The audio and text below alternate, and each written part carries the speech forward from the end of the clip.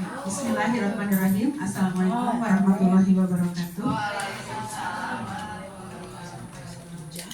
Alhamdulillahirrahmanirrahim. Segala puji bagi Allah yang telah memberikan kita rahmat dan hidayahnya serta beribu-ribu kenikmatan hari ini sehingga kita bisa berkumpul di sini. Kemudian tidak lupa kepada salawat dan salam kita tercurah limpahkan kepada Nabi besar kita Nabi Muhammad SAW, kepada keluarga dan para sahabatnya, juga kepada kita sebagai umat Nabi Muhammad SAW sampai akhir zaman ya. Semoga kita selalu mendapatkan syafaat dan mendapatkan petunjuk hingga akhir hayat sampai hari kiamat nanti. Yang terhormat Ibu Wakasek Umum, Ibu Elis Rini SPD MPD, juga Bapak Ahmad Sudarnoto Wakasek Kesiswaan, dan juga beserta Ibu dan Bapak rekan-rekan sekalian. Hari ini adalah kegiatan diseminasi aksi nyata modul 14 budaya positif yang akan disampaikan oleh Bu Devia. Kegiatan ini adalah salah satu rangkaian acara calon guru penggerak yang sedang ditempuh oleh Bu Devia. Saya yakin apa yang akan disampaikan nanti oleh Bu Devia itu banyak manfaatnya yang akan kita ambil, yang akan kita dengarkan gitu. Mari kita sama-sama menyimak apa yang akan disampaikan oleh Bu Devia. Untuk itu kepada Bu Devia disilahkan. Terima kasih Bu Eri atas kesempatannya. Sebelumnya saya mau pantun dulu. Air tenang seperti berlian. Izinkan saya ucapkan salam kepada hadirin sekalian. Assalamualaikum warahmatullahi wabarakatuh. Alhamdulillahirrabbilalamin wa bihi nasta'in wa ala umuri dunya waddin la haula wa la quwata illa billahil aliyil azim, amma ba'du. Yang terhormat kepada Ibu Wakil Kepala Sekolah SMP Negeri 11 Cimahi, Ibu Isrini Purwati SPD MPD.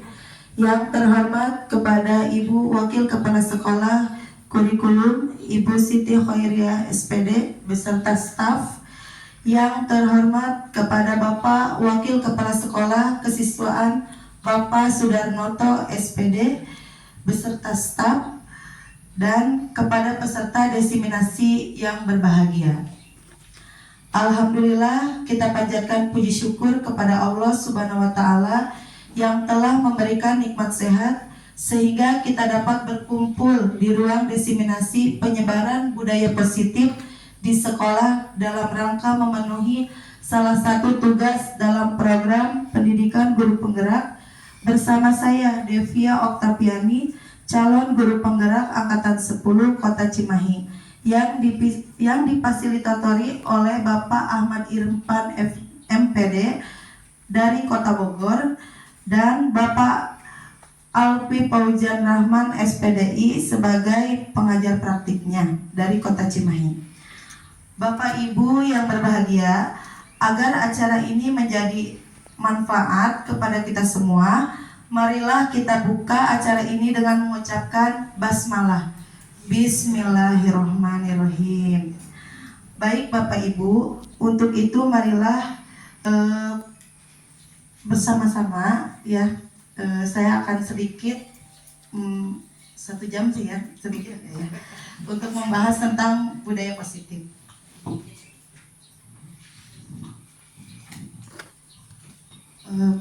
Pak Hadi, next.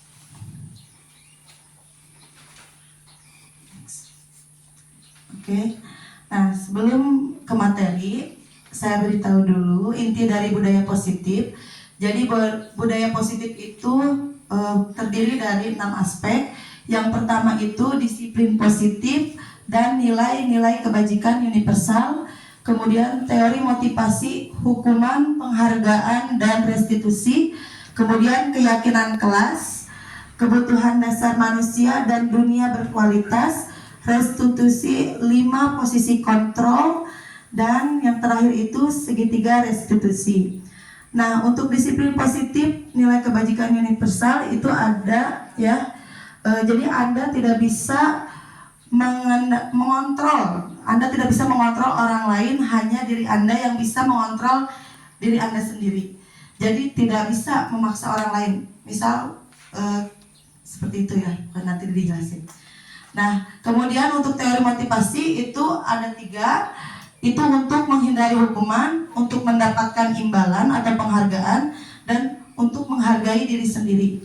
Kemudian keyakinan kelas itu ada kesepakatan bersama antara murid dan guru sesuai nilai kebajikan. Itu berdasarkan motivasi ekstrinsik atau dari luar dan motivasi intrinsik atau dari dalam. Nah, kalau kebutuhan dasar manusia dan dunia berkualitas itu ada 5. Yang pertama itu survival atau bertahan hidup. Yang kedua itu love and belonging atau cinta dan kasih sayang. Kemudian yang ketiga itu ada freedom atau kebebasan. Yang keempat itu ada fun atau kesenangan. Dan yang kelima itu ada power atau kekuatan. Nah, restitusi 5 posisi kontrol itu ada 5. Yang pertama itu guru sebagai penghukum. Yang kedua guru pembuat merasa bersalah.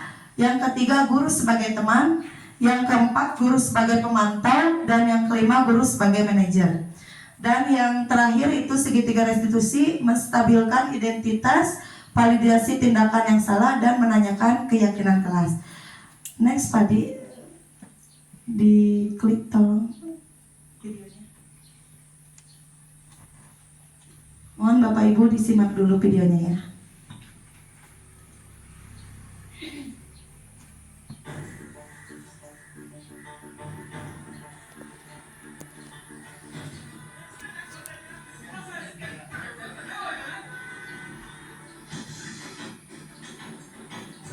os facacas aqui.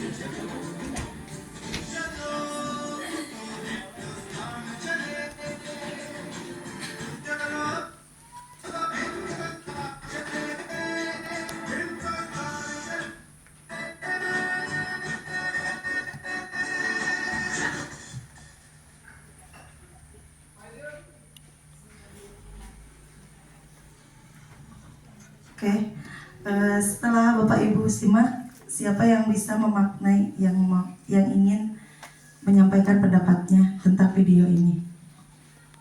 Silakan angkat tangan jika ada yang berkenan. Atau saya tunjuk? Ya, Bu Happy deh.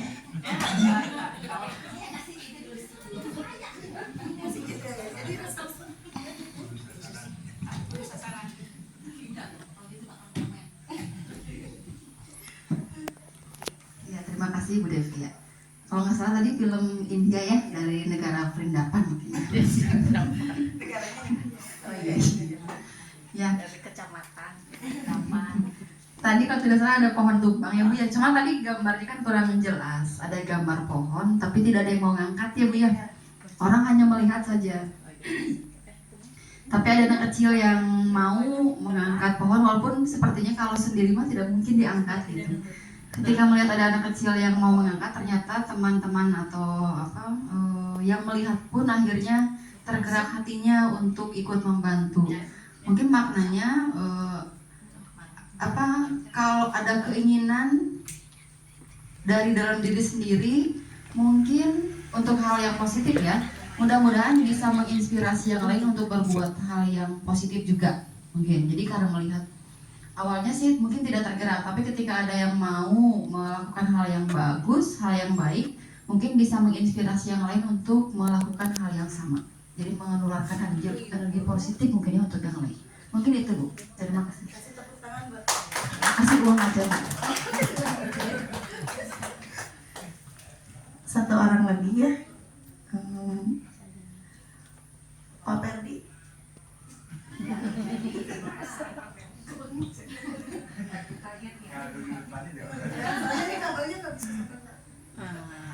Terima kasih kepada Bu Devia.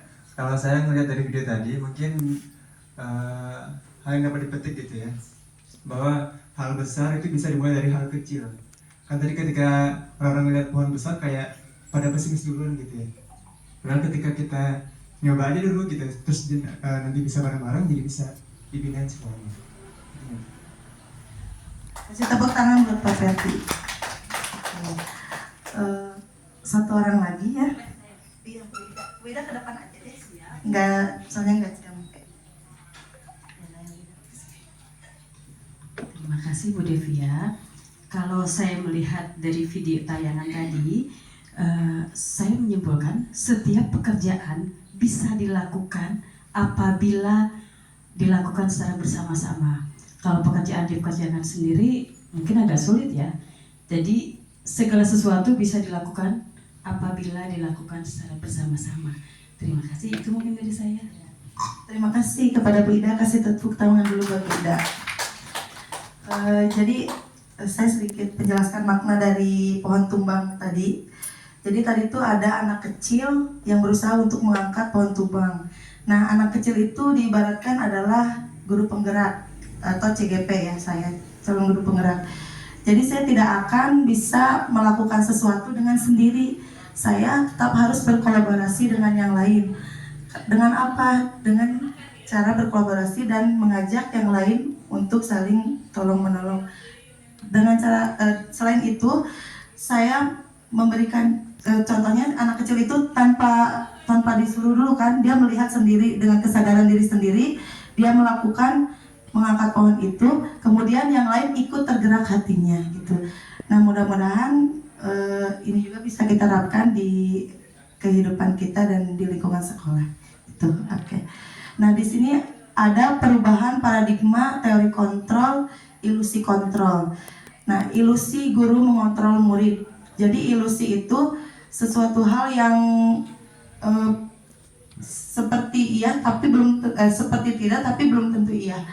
Nah, ilusi guru mengontrol murid. Kemudian ilusi bahwa kritik dan membuat orang merasa bersalah dapat menguatkan karakter. Ilusi bahwa semua penguatan positif, efektif dan bermanfaat. Dan ilusi bahwa orang dewasa memiliki hak untuk memaksa. Next, Pak Adi. Nah, di sini ada perubahan paradigma stimulus respon teori kontrol. Siapa sesungguhnya yang memiliki kontrol? Nah, di sini ada stimulus respon dan teori kontrol. Kita mencoba mengubah orang agar berpandangan sama dengan kita. Tapi secara teori kontrol, kita berusaha memahami pandangan orang lain tentang dunia. Jadi kita itu kalau teori kontrol, kita tidak bisa mengubah orang lain. Tapi harus kita yang memahami orang lain. Kemudian stimulus respon, perilaku buruk dilihat sebagai suatu kesalahan. Itu menurut stimulus respon. Tapi kalau teori kontrol, semua perilaku memiliki tujuan. Jadi apapun yang dilakukan seseorang pasti memiliki tujuan yang positif. Kemudian orang lain bisa mengontrol saya. Itu secara stimulus respon. Tapi kalau teori kontrol, hanya Anda yang bisa mengontrol diri Anda. Kemudian saya bisa mengontrol orang lain, itu secara stimulus respon. Tapi teori kontrol, Anda tidak bisa mengontrol orang lain. Kemudian pemaksaan ada pada saat bujukan gagal, itu secara stimulus respon. Tapi secara teori kontrol, kolaborasi dan konsensus menciptakan pilihan-pilihan baru. Nah, kemudian model berpikir menang atau kalah, itu stimulus respon. Kalau teori kontrol itu model berpikir menang kalah. Jadi harus menang-menang gitu, menang-menang. Jadi semuanya menang, gak ada yang kalah gitu. Maksudnya maaf, menang-menang. Jadi kalau respon itu ada yang menang, ada yang kalah. Tapi kalau teori kontrol, pola berpikirnya semua menang-menang. Jadi semuanya betul gitu, tidak ada yang salah. Next, Padi. Oke, di sini yang kemudian adalah nilai kebajikan universal. Maaf. Yang pertama itu profil pelajar Pancasila yang sudah dilakukan kan. Ini ada atau yang biasa disebut dengan P5. Ada beriman bertakwa kepada Tuhan Yang Maha Esa dan berakhlak mulia. Kemudian ada mandiri, bernalar kritis, berkebinekaan global, bergotong royong dan kreatif. Kemudian nilai kebajikan universal juga itu ada berdasarkan Ibo Primary Years Program atau PYP. Ini sikap murid memiliki toleransi, rasa hormat, integritas, mandiri, menghargai, antusias, empati, keinginan tahuan, kreativitas, kerjasama, percaya diri, dan komitmen. Next, Padi. Kemudian 9 pilar karakter. Ini juga nilai-nilai kebajikan. Ada cinta tanah dan segenap ciptaannya. Kemudian kemandirian dan tanggung jawab, kejujuran, amanah, diplomatis, hormat dan santun, dermawan, suka menolong dan gotong royong, percaya diri, kreatif dan pekerja keras, kepemimpinan dan keadilan, baik dan rendah hati, toleransi, kedamaian dan kesatuan. Kemudian nilai-nilai kebajikan juga bisa berdasarkan petunjuk seumur hidup dan keterampilan hidup. Di antaranya ada dapat dipercaya, lurus hati, pendengaran yang aktif, tidak merendahkan orang lain, dan memberikan yang terbaik dari diri. Next, Padi. Kemudian petunjuk hidup. Petunjuk hidup ini juga nilai-nilai kebajikan universal berdasarkan petunjuk hidup. Itu ada peduli, penalaran, bekerja sama, keberanian, keingintahuan, usaha, keleluasaan atau fleksibilitas, berorganisasi, kesabaran, keteguhan hati, kehormatan, memiliki rasa humor, berinisiatif, integritas, pemecah masalah, sumber pengetahuan, tanggung jawab, dan persahabatan. Dan yang kelima itu nilai kebajikan universal, the 7 essential virtues, itu ada empati, suara hati, kemudian kontrol diri, rasa hormat, kebaikan, toleransi, dan keadilan. Next, Pak.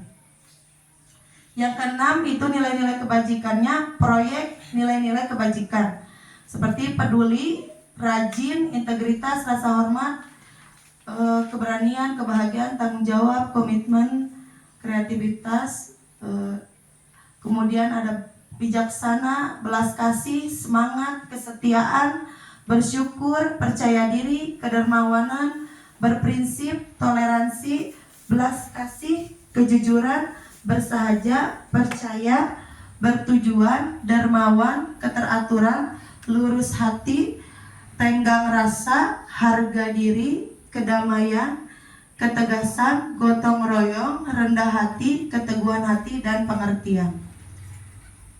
Oke, itu nilai-nilai kebajikan. Yang kemudian disiplin positifnya yaitu teori motivasi, ada hukuman, penghargaan, dan restitusi. Next, Padi.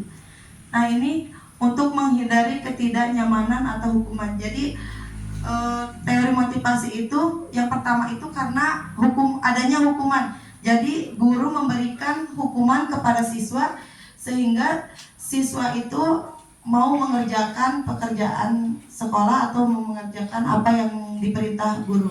Nah, yang menghindari hukuman ini adalah tingkat motivasi terendah karena ini berasal dari faktor eksternal atau dari gurunya, bukan dari siswanya. Karena adanya hukuman jika tidak mengerjakan. Ya. Next, Padi. Nah, kemudian yang kedua itu untuk mendapatkan imbalan atau penghargaan dari orang lain. Jadi, siswa itu mau mengerjakan pekerjaan sekolah atau mengerjakan tugas kalau ada imbalannya, kalau ada hadiahnya, kalau ada rewardnya. Kalau tidak ada, cuek mungkin ya. Nah, ini juga berdasarkan faktor eksternal. Next, Padi. Nah, kemudian yang ketiga itu motivasi yang berasal ya untuk menjadi orang yang mereka inginkan. Itu berasal dari diri sendiri ya, diri sendiri dan nilai-nilai yang mereka percaya. Jadi ini berdasarkan faktor internal dan faktor eksternal. Karena apa? Yang paling bagus itu yang ketiga. Jadi siswa mengerjakan tugas itu berdasarkan keinginan sendiri, ya, bukan adanya hukuman ataupun penghargaan. Next. Kemudian pembelajaran keyakinan kelas. Nah, keyakinan kelas ini apa sih perbedaan antara peraturan dan keyakinan kelas? Kalau peraturan itu sesuatu hal yang sudah ada peraturan itu sesuatu hal yang sudah diatur dan dibuat gitu. Tapi tanpa adanya keterlibatan siswa. Tapi kalau keyakinan itu dibuat antara guru dan siswa di kelas. Nah, contohnya ini selalu kembalikan buku ke tempatnya. Nah, itu merupakan peraturan. Tapi kalau keyakinan kelas berarti dia memiliki rasa tanggung jawab. Kemudian peraturan itu dilarang mengganggu orang lain. Kalau keyakinan kelas itu menghormati orang lain. Kalau peraturan hadir di sekolah 15 menit sebelum pembelajaran dimulai. Kalau keyakinan kelas itu menghormati orang lain dan berkomitmen. Kalau peraturan dilarang melakukan kekerasan. Tapi keyakinan kelas itu keselamatan dan menghormati orang lain. Kemudian peraturan bergantian atau menunggu giliran. Kalau keyakinan kelas itu menghormati orang lain dan bersabar. Kalau peraturan itu contohnya gunakan masker. Tapi kalau keyakinan kelas itu untuk kesehatan dan keselamatan. Kalau peraturan itu jangan berlari di kelas atau koridor. Contohnya. Kalau keyakinan kelas itu demi keselamatan dan keamanan. Next, Pagi. Nah, ini makanya ada di sini ada identitas gagal dan ada identitas sukses. Kenapa ada yang gagal dan ada yang sukses? Kalau identitas gagal itu guru biasanya memberikan hukuman kepada siswa tanpa ada toleransi. Tapi kalau identitas sukses itu adanya disiplin, bisa berupa konsekuensi atau restitusi. Kalau konsekuensi itu biasanya peraturan yang sudah disepakati juga ya, disepakati dan atau sudah ada sebelumnya di sekolah, jadi harus diikuti. Tapi kalau restitusi itu harus disepakati dulu dengan siswa. Apa bedanya? Kalau hukuman itu sesuatu yang menyakitkan harus terjadi. Misalkan si guru, contoh misalnya pelajaran IPA, kalau tidak mengerjakan IPA, ibu hukum kamu lari lapangan sebanyak 15 kali. Begitu. Nah, itu merupakan identitas gagal atau hukuman. Kemudian kalau konsekuensi seperti yang di buku saku ya, peraturan dari sekolah, kalau melanggar itu dicatat. Nah, itu maksudnya konsekuensi, itu juga masuk disiplin. Tapi kalau restitusi itu biasanya yang sudah disepakati dengan siswa di kelas, itu keyakinan-keyakinan yang disepakati. Kemudian di sini ada korban mendapatkan keadilan. Ya, jadi korban bisa diabaikan dan korban mendapatkan ganti. Kemudian murid atau anak akan tersakiti kalau hukuman. Tapi kalau konsekuensi, murid atau anak dibuat tidak nyaman. Kalau restitusi, murid atau anak mendapat penguatan. Kemudian kalau hukuman, perilaku pasif agresif meningkat. Kemudian kalau konsekuensi itu penguatan hanya bertahan dalam jangka waktu yang pendek. Kalau restitusi itu masalah terpecahkan. Kalau hukuman, sistem tidak akan berjalan bila murid tidak takut. Jadi karena ada rasa takut terhadap guru. Kemudian kalau konsekuensi itu memerlukan monitoring dan supervisi terus-menerus dari guru. Kalau restitusi, murid belajar bertanggung jawab untuk perilakunya. Jadi dia bertanggung jawab dengan kesepakatan di awal. Kalau identitas gagal pada hukuman berlaku hanya pada sebuah institusi, tidak berlanjut pada kehidupan nyata. Mungkin ada di institusi tertentu yang memang kalau melanggar ada hukumannya, tapi kalau untuk di sekolah kurang tepat sepertinya. Kalau konsekuensi itu membantu penerapan mengikuti peraturan dalam masyarakat. Kalau restitusi itu fokus pada pemecahan masalah dalam jangka waktu yang panjang. Jadi kalau hukuman itu peraturannya, kalau konsekuensi itu apa peraturannya, kalau restitusi itu apa yang kamu yakini. Next. Nah, latar belakang aksi nyata, penggunaan smartphone atau ponsel pintar dengan berbagai macam aplikasi atau game sangat mempengaruhi motivasi dan perilaku belajar siswa, sehingga upaya-upaya menimbulkan motivasi intrinsik dan perilaku positif saat pembelajaran tatap muka seperti sekarang ini sangat penting dilakukan. Nah, kemudian keyakinan kelas merupakan solusi untuk menumbuhkan semangat dan budaya positif di sekolah. Siswa akan lebih termotivasi dari dalam dirinya dan bersemangat menjalankan keyakinannya. Nah, keyakinan-keyakinan kelas ini akan mampu menumbuhkan disiplin positif sehingga mampu mewujudkan budaya positif di sekolah. Next. Nah, tujuannya ini untuk menumbuhkan budaya positif dan semangat siswa dalam belajar sehingga mampu mengoptimalkan pencapaian akademik dan pembentukan karakter siswa. Jadi di sini ada tolak ukurnya. Yang pertama itu terwujudnya budaya positif yang dilaksanakan secara konsekuen, penuh kesadaran dan bertanggung jawab. Kemudian meningkatnya motivasi intrinsik siswa dalam belajar, meningkatkan pencapaian akademik siswa, dan semakin menguatkan karakter positif siswa berpedoman pada profil pelajar Pancasila. Persiapannya, ini melakukan koordinasi dengan kepala sekolah atau bisa diwakili kepada Wakase Kurikulum terkait aksi nyata yang akan dilakukan. Kemudian melakukan koordinasi dengan rekan guru, menyiapkan ATK berupa kertas karton, penggaris, pensil, dan spidol. Next. Pelaksanaan tindakan aksi nyata. Yang pertama itu guru memfasilitasi siswa untuk mencurahkan harapan terkait kelas impiannya seperti apa. Kemudian yang kedua itu mencatat, jadi guru mencatat semua masukan di papan tulis.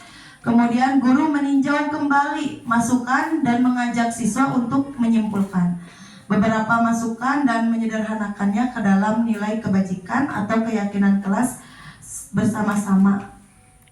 Kemudian melakukan kegiatan-kegiatan pendalaman keyakinan kelas dan melakukan presentasi keyakinan kelas di depan kelas. Nah, kemudian hasilnya keyakinan kelas ditempel di kelas. Nah, ini yang sudah saya lakukan aksi nyatanya, yaitu yang pertama memfasilitasi siswa untuk mencurahkan harapan terkait kelas impiannya. Nah, di sini siswa mencurahkan dari mulai ingin dihargai, inginnya ada rasa kejujuran di antara temannya. Nah, di sini juga next Pak. Nah, di sini kemudian meninjau kembali masukan dan mengajak siswa untuk menyimpulkan beberapa masukan dan menyederhanakan ke dalam beberapa nilai kebajikan atau keyakinan untuk kemudian disepakati bersama. Jadi setelah ditulis, kita juga meninjau kembali apakah keyakinan-keyakinan yang sudah dibuat ini cocok atau tidak kita buat keyakinan kelas terutama di kelas 8D, karena saya di sini mencobanya 2 kelas karena takut gagal. Waktu itu saya coba di 8C dan di 8D. Next. Nah, ini meninjau ulang keyakinan kelas dan kemudian menyetujuinya bersama-sama. Nah, maka dihasilkanlah keyakinan kelas 8D Yang pertama itu datang tepat waktu, yang kedua menjaga kebersihan kelas, yang ketiga saling menghargai dengan teman dan guru, yang keempat berkolaborasi dengan teman dan guru, yang kelima bertanggung jawab terhadap diri sendiri, yang keenam disiplin, yang ketujuh jaga kesehatan dan selalu bersyukur, yang kedelapan berkata-kata sopan, dan yang kesembilan jajan pada waktunya. Next, nah ini anak-anak melakukan kegiatan-kegiatan pendalaman keyakinan kelas. Mereka saling bekerja sama untuk membuat keyakinan kelas. Next, ini juga sama. Nah ini juga. Jadi ada 4 kelompok. Nah kemudian yang terakhir itu mereka mempresentasikan keyakinan kelas. Jadi yang sudah dibuat pendalaman itu dipresentasikan baru disimpulkan. Next. Oke, next. Nah ini testimoninya di kelas 8C karena saya melakukan dua kelas. Pertama di kelas 8C itu pada saat mengerjakan keyakinan kelas tidak selesai. Jadi testimoninya aja dan dilanjut di 8D. Next. Nah dukungan yang dibutuhkan itu bimbingan dari fasilitator pengampu, kemudian dukungan dari seluruh pemangku kepentingan di sekolah, kemudian partisipasi aktif siswa pada kegiatan kesepakatan keyakinan kelas. Next, Padi. Nah, keyakinan kelas ini sebagai landasan penerapan segitiga restitusi. Oke.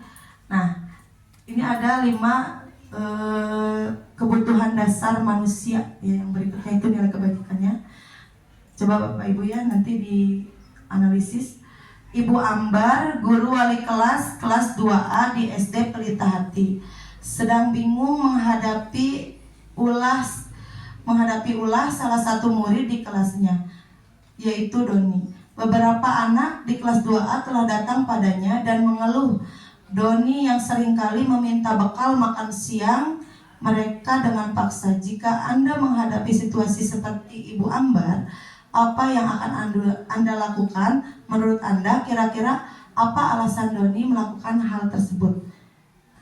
Bapak Ibu ada yang mau memberi komentar tentang ini?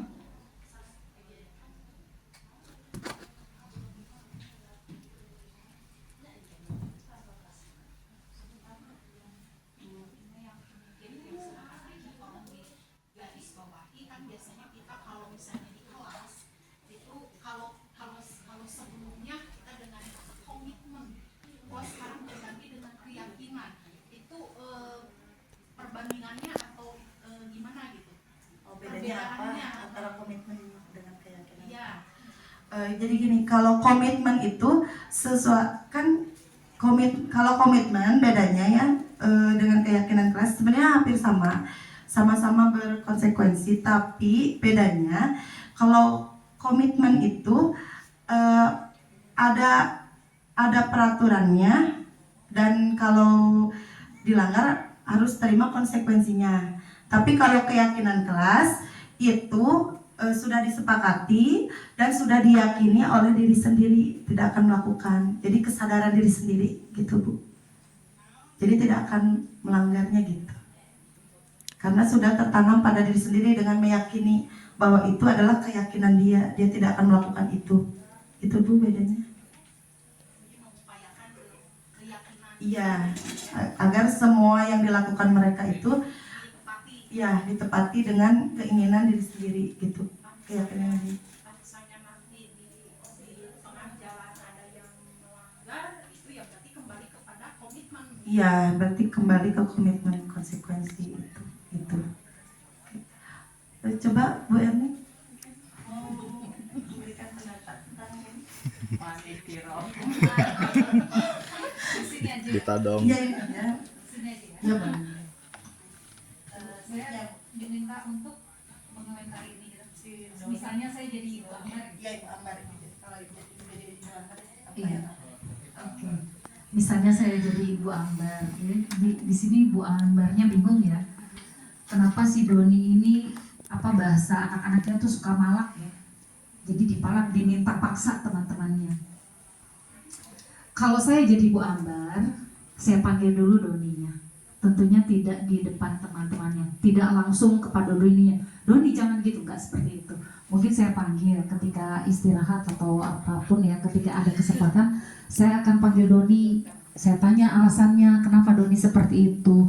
Mungkin saja Doni merasa kemungkinannya memang yang jelas dia mungkin tidak bawa bekal dari rumahnya, makanya dia seperti itu.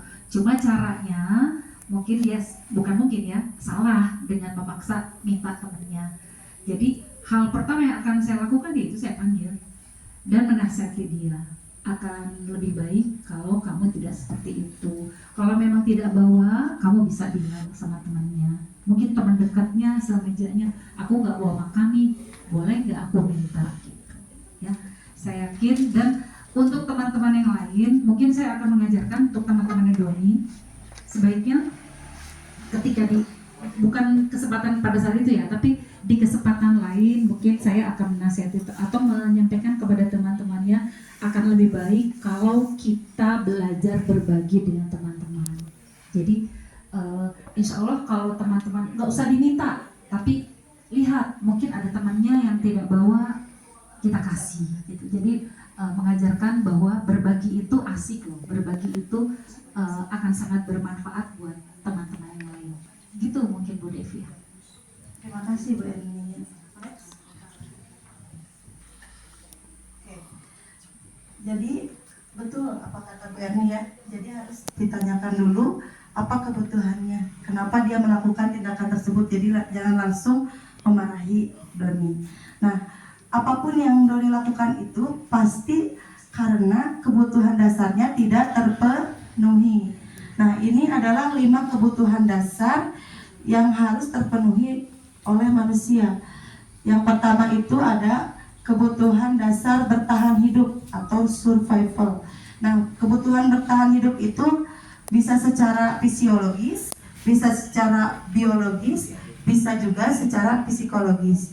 Contohnya misalkan tadi memiliki sandang, pangan, papan. Dia kan kalau makanannya tercukupi, dia tidak mungkin yaitu mengambil makanan temannya itu atau memaksa gitu.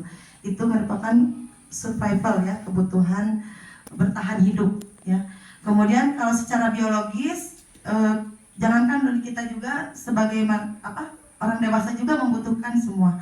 Nah, kalau secara biologis itu contohnya seperti reproduksi, kemudian secara psikologis itu rasa diterima ya. Oke. Kemudian yang kedua itu adalah cinta dan kasih sayang. Nah, cinta dan kasih sayang dan diterima oleh lingkungan itu sangat penting. Karena apa? Ketika cinta dan kasih sayang tidak didapatkan, dia akan mencari cinta yang bukan yang lain ya. Maksudnya dia di luar sana. Contoh misalkan ada siswa yang suka caper. Nah, itu biasanya dia kurang cinta dan kasih sayang. Kemudian yang ketiga itu kebebasan atau freedom. Jadi biasanya kalau siswa yang tidak mendapatkan kebebasan, biasanya dia itu mudah ngantuk di kelas atau nggak bisa diam gitu ya. Jadi dia itu inginnya tuh pengen apa? Berarti dia ingin kebebasan yang lain, atau mungkin metode atau model pembelajaran yang kita gunakan ini membosankan misalkan gitu. Jadi dia ingin kebebasan yang lain atau belajar di luar. Kemudian yang keempat itu fun, kesenangan. Jadi kesenangan itu berupa sesuatu hal yang menyenangkan, yang lucu gitu ya, yang bisa membuat tertawa. Kemudian kebutuhan dasar yang kelima itu adalah power atau kekuasaan atau kekuatan ya. Jadi kalau misalkan ada siswa, misalkan di kelas itu ada KM, tapi kenapa ada yang bukan KM ingin menonjol gitu. Nah, itu berarti dia itu butuh ya itu power itu. Dia ingin menunjukkan gitu ya. Next. 5 posisi kontrol. Videonya.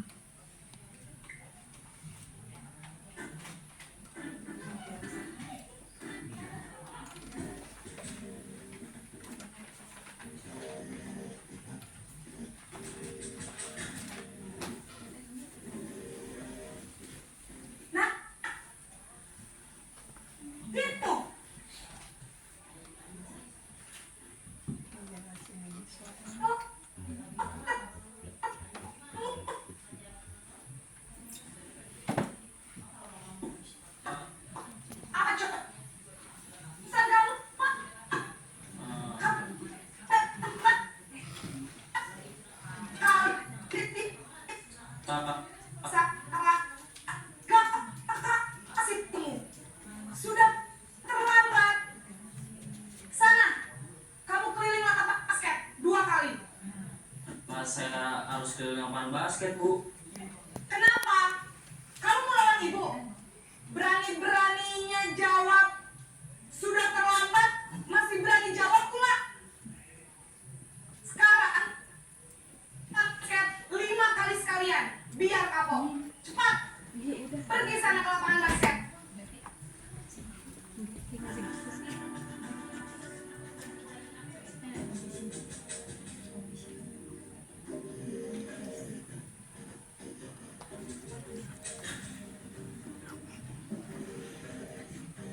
Naren!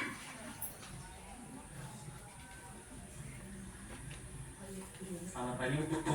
Naren. Kamu kenapa terlambat lagi, nak? Tuh. Bikin susah ya. Kalau kamu terlambat lagi, nanti ibu yang bisa. Nak kamu. Duh, nanti ini. Maaf, Duh, Naren. Suka ya kalau ibu ditegur pak kepala. Terus, aku harus tulis apa yang di buku aktek? Ini kamu sudah sering terlambat loh. Aku harus apa coba? Bu. Sudah ini kali jangan bikin ibu susah lah anak ya. Tidak lagi kalau kamu bisa jantungan kalau ibu tegur bapak kepala sekolah. Sana cepat ke kelas. Maaf ya, Bu. Maaf kali. Posisi pembuat rasa dengan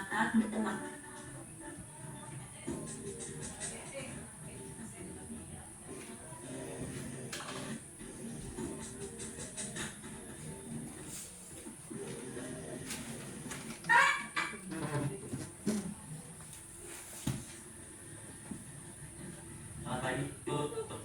Wah, sudah jam berapa nih nak? Terlambat lagi ya saya. Iya, Bu. Habis ibu saya lupa bangunkan saya, Bu. Kamu malah menyalahkan ibu kamu. Kamu bukannya anak yang larinya paling kencang. Kok terlambat sih? Iya, Bu. Saya memang terlambat bangun tadi. Jadi, biarpun saya lari kencang, tetap gak kekejar, Bu. Ya sudah sana. Nanti lain kali larinya lebih kencang lagi ya. Biar gak terlambat lagi. Bikin seneng ibu. Demi ibu. Bisa kan? Bisa lah, Bu. Ya sudah sana masuk kelas. Ibu beresin urusan absen kamu. Kamu ini ada-ada saja.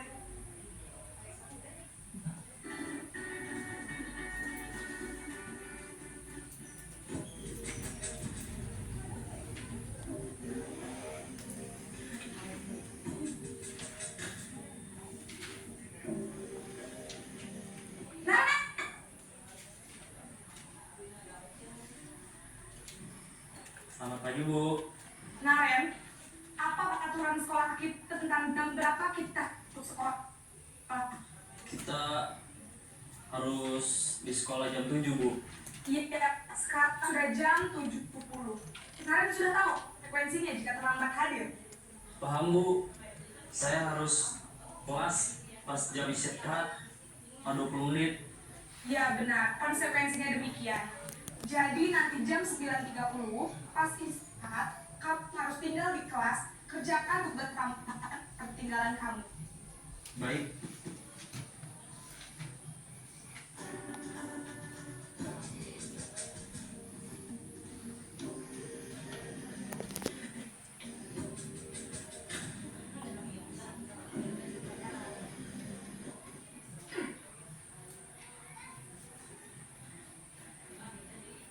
Selamat pagi, Bu. Selamat pagi Naren. Maaf, Bu. Saya terlambat. Iya, sekolah masuknya jam 7, sekarang sudah jam 7.20. Jadi sekarang bagaimana ini Naren? Maaf, Bu. Saya lupa setel alarm saya semalam. Baiklah, menurut kamu, keyakinan sekolah yang mana yang perlu kamu tingkatkan? Tri dan orang lain mungkin ya, Bu. Setuju. Jadi, apakah Naren meyakini prinsip saling menghormati tersebut? Iya Bu, saya meyakininya. Apakah Naren bersedia memperbaiki masalah keterlambatan ini? Ya Bu, Bagaimana kamu akan perbaiki masalah keterlambatan ini? saya akan coba untuk tidak lupa menyetel alarm saya Bu. Baik, kalau Naren lupa menyetel alarm di rumah, ada orang yang kira-kira bisa bantu mengingatkan tidak? Ada Bu. Kak Emma. Bisa Kak Emma? Emma. Ada ibu saya. Baik, jadi yang mengingatkan kalian adalah Emma dan ibu kamu ya? Kira-kira akan mulai setel alarm kapan, Naren? Setelah pulang sekolah akan segera saya lakukan. Baik, jadi Naren akan setel alarm untuk bangun besok pagi dan akan diingatkan oleh kakak dan ibunda Naren ya. Ada lagi yang mungkin perlu dilakukan Naren agar tidak terlambat bangun lagi? Tidak ada Bu. Baik Naren, terima kasih untuk kerjasama kamu. Sekarang kamu perlu kembali ke kelas untuk belajar. Baik Bu, terima kasih.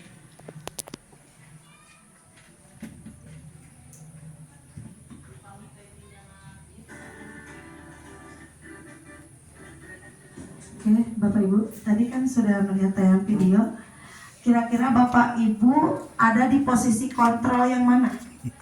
Yang penghukum, pembuat merasa bersalah, kemudian pemantau, atau sebagai teman, atau sebagai manajer?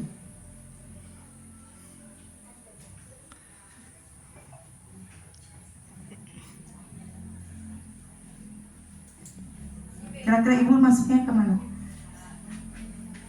Ya, jadi di sini ya. Jadi kalau 5 posisi kontrol ini, yang paling bagus itu sebagai manajer yang terakhir. Karena kalau sebagai penghukum, seorang penghukum itu bisa menggunakan hukuman fisik maupun verbal, sehingga siswa menjadi sakit hati dan itu ada rasa trauma. Biasanya siswa itu menghindari guru tersebut karena ada posisi kontrol penghukum. Kemudian yang kedua itu pembuat orang merasa bersalah. Biasanya guru akan bersuara lembut, mendayu-dayu lembut, tapi membuat siswa itu menjadi merasa sangat rendah diri dan salah gitu. Kemudian yang ketiga itu posisi kontrol sebagai teman. Jadi menganggap siswanya sebagai teman. Itu sebenarnya bagus, tapi ada hal negatifnya. Nanti siswa akan ketergantungan terhadap guru tersebut. Jadi ingin selalu bersama guru tersebut. Kemudian yang keempat itu monitor atau pemantau. Ini memonitori, berarti guru itu sebagai pengawas, melihat bagaimana siswa. Kemudian yang kelima itu manajer, tadi yang terakhir. Nah, manajer itu yang paling bagus. Ini merupakan respon yang menunjukkan tanggung jawab guru dalam posisi terakhir. Manajer adalah posisi mentor di mana guru berbuat sesuatu bersama dengan murid, mempersilahkan murid mempertanggungjawabkannya, perilakunya, mendukung murid agar dapat menemukan solusi atas permasalahannya sendiri. Nah, saya sendiri pun masih belajar dalam posisi kontrol sebagai guru. Mungkin Bapak Ibu di sini sudah ke posisi manajer. Next, Pak. Yang terakhir itu ada segitiga restitusi. Nah, segitiga restitusi itu seperti tadi yang dilakukan Bu Erni ya, tadi tentang si Dani. Jadi guru itu menstabilkan identitas dulu, kemudian validasi kebutuhan dan menanyakan terakhir itu menanyakan keyakinan kelas. Nah, ketika sudah menstabilkan identitas, setiap orang pasti pernah melakukan kesalahan. Contohnya kalimatnya seperti itu. Kemudian kamu bukan satu-satunya yang pernah melakukan ini. Kemudian validasi kebutuhan. Apa yang dibutuhkan siswa sehingga siswa melakukan hal tersebut. Bisa diberikan kalimat, kamu tentu punya alasan mengapa melakukan itu. Adakah cara yang lebih efektif untuk mendapatkan apa yang kamu butuhkan? Dan yang terakhir itu menanyakan keyakinan kelas. Nilai-nilai apa yang telah kita sepakati di kelas? Kamu ingin menjadi orang yang seperti apa sehingga terakhir mendapatkan kesimpulan bahwa siswa tersebut apa yang dibutuhkan. Next, Pak. Nah, menstabilkan identitas ini untuk membuat anak yang merasa gagal karena berbuat salah menjadi positif terhadap dirinya. Guru berkata, berbuat salah itu hal yang manusiawi. Tidak ada manusia yang sempurna. Bapak atau ibu juga pernah berbuat salah. Kita pasti bisa menyelesaikan permasalahan ini. Bapak ibu tidak tertarik untuk mencari tahu apa yang benar, siapa yang salah. Bapak ibu lebih tertarik untuk menyelesaikan masalah. Kalau kamu menyalahkan dirimu sendiri terus-menerus, apakah kamu bersikap baik pada dirimu sendiri? Nice. Kemudian memvalidasi kebutuhan. Nah, di sini bisa membantu siswa mengenali kebutuhan yang diinginkan atau kebutuhan dasar tadi. Pada dasarnya setiap manusia memiliki tujuan atau memiliki kebutuhan dasar, baik itu siswanya maupun gurunya. Nah, guru berkata kepada siswa, kamu bisa saja akan melakukan hal yang lebih buruk, baik kamu tidak melakukannya atau kamu pasti punya alasan mengapa melakukannya. Apa yang penting bagi kamu? Atau kamu boleh tetap berusaha menjaga sikap itu, tapi tambahkan sikap yang lain, yang baru, yang lebih baik. Maukah kamu belajar cara lain untuk mendapatkan yang kamu butuhkan tanpa harus memukul atau mengambil makanan teman bisa? Apakah kamu bisa melakukan dengan lebih baik besok lagi? Nah, kemudian yang terakhir itu menanyakan keyakinan kelas. Keyakinan kelas ini kan sudah disepakati akan melihat kesalahannya dihubungkan dengan norma-norma sosial dan nilai-nilai yang mendasari manusia berinteraksi dengan orang lain. Guru akan berkata apa nilai yang kita percaya di kelas atau di sekolah kita, nilai-nilai universal apa yang telah kita sepakati, kelas yang ideal itu seperti apa sih, kamu ingin jadi anak seperti apa, dan apa yang kamu rasakan ketika kamu melakukan itu, kamu menjadi orang yang seperti apa. Nah, ini contohnya bisa dilihat Pak Adi. Ini saya sudah melakukan penerapan segitiga restitusi mengacu pada keyakinan kelas, dan saya diminta untuk membuat skenario-nya. Ini kasus yang dibuat sendiri ya, bukan yang ada gitu. Nah, ini di sini ada Aisyah dan di copy Windy ya. Aisyah dan Windy ini di copy karena ya karena Google kan. Ya, kalau enggak juga nggak apa-apa Pak Adi. Ditampilkan. Ditampilnya. Tampil. Biar tahu segitiga. Ditampilkan.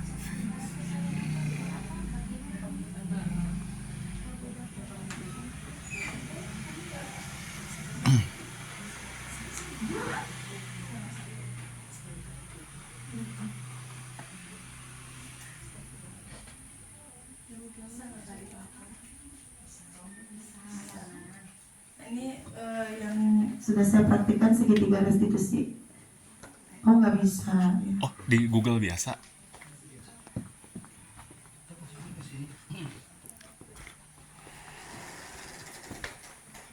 Itu mah belajar ID. Kalau ada belajar.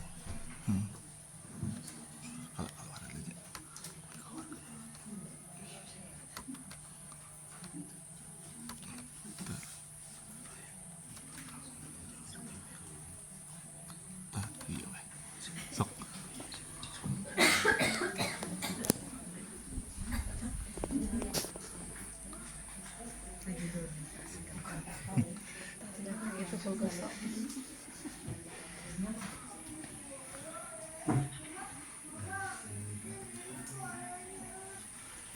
Sepuluh menitan lagi. Pas.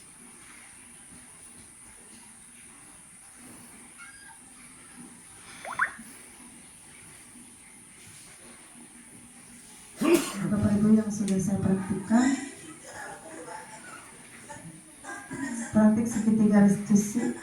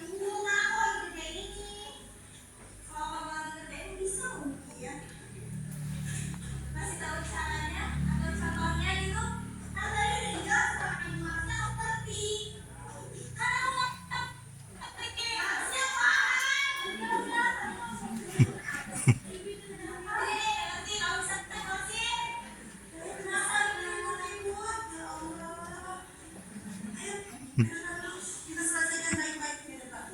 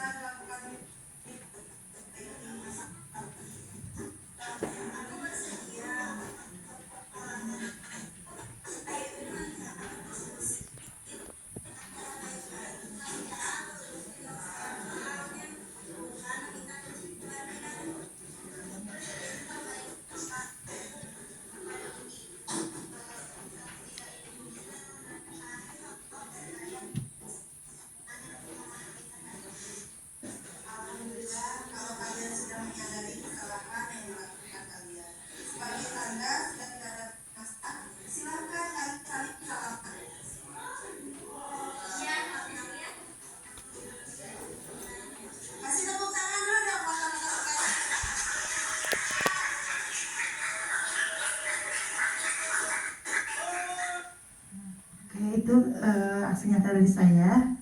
Mungkin segitu aja. Nggak perlu dibuka sesi pertanyaan. Ya. Satu orang atau bisa penasaran.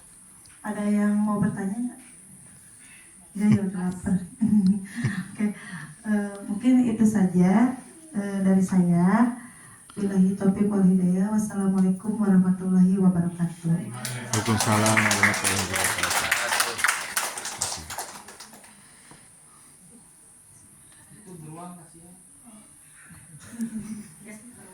Alhamdulillah sudah selesai diseminasi dari Bu Devia. Mungkin semoga apa yang sudah disampaikan oleh Bu Devia itu banyak hikmahnya, banyak yang bisa kita ambil hal-hal positif dan kita bisa melakukannya, bisa mengimplementasikannya kepada siswa-siswi kita nanti di tahun ajaran baru. Terima kasih Bu Devia. Semoga dilancarkan untuk proses-proses atau tugas-tugas CGP-nya ya.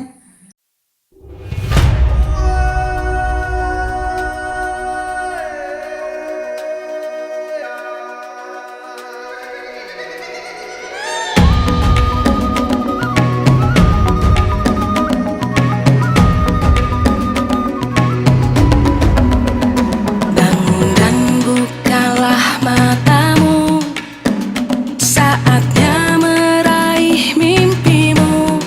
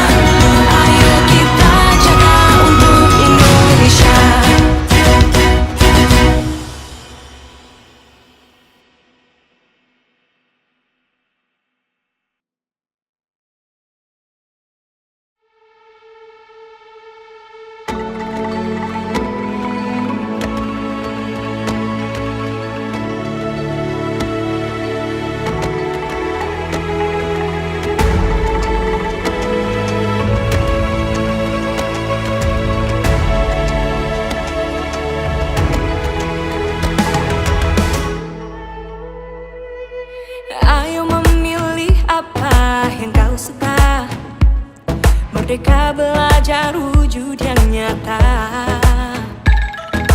raih mimpimu juga cita-cita, generasi emas Indonesia.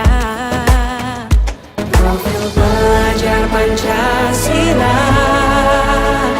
tanamkan di dalam dada.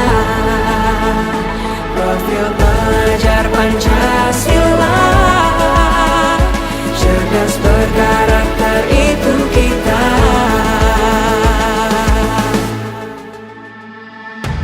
Beriman dan bertakwa pada Tuhan yang Maha Esa,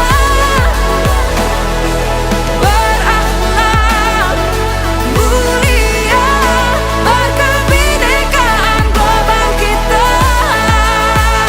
Gotong royong, berjiwa mandiri, berpikir kreatif dan bernalar kritis. Perbedaan bukan suatu halangan untuk kita saling bergandeng tangan. Bhinneka Tunggal Ika, semboyan negeri kita yang harus kita jaga bersama. Profil pelajar Pancasila tanamkan di dalam dada. Profil